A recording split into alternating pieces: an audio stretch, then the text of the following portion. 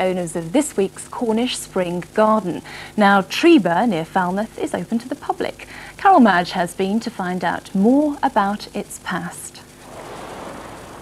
In June 1944, American soldiers set sail from this beach near the mouth of the Helford in southwest Cornwall for their part in the D-Day assaults on Omaha Beach in Normandy.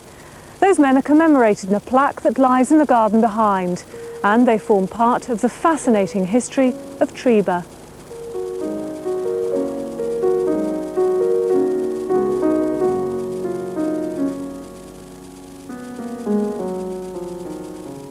At the time of the Second World War, the garden had already been neglected, and for 40 years it slumbered on until the current owners rediscovered it.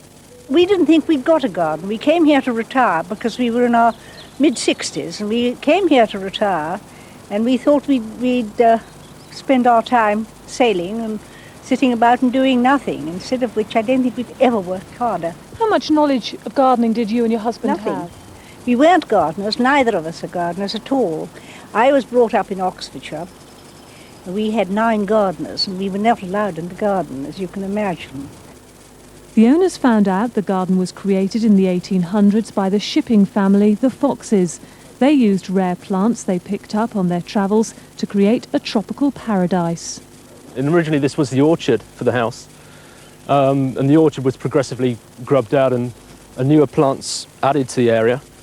The daffodils down through the centre are sort of very old now. We've added about 40,000 bulbs to the flanks of the valley here, including sort of scented ones near the path edges, because we feel it's very important to have scent near where people are walking.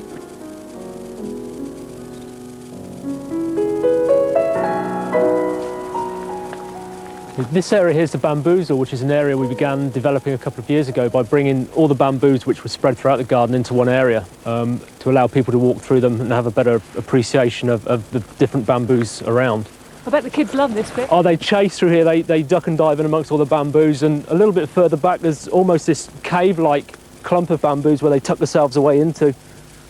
So are the bamboos tender, or could I grow them in my garden in Devon? There are some which are tender, and you can only really grow in the warmer gardens of Cornwall. As we come out of the bamboozle here, we come into this area of rhododendron arboreum. You can see the bark on this. Fantastic. It's a lovely colour. And there's a whole bank of them here which were planted about 90 years ago, and because they've been left to grow in their own manner, then there's no sense of formality to it at all.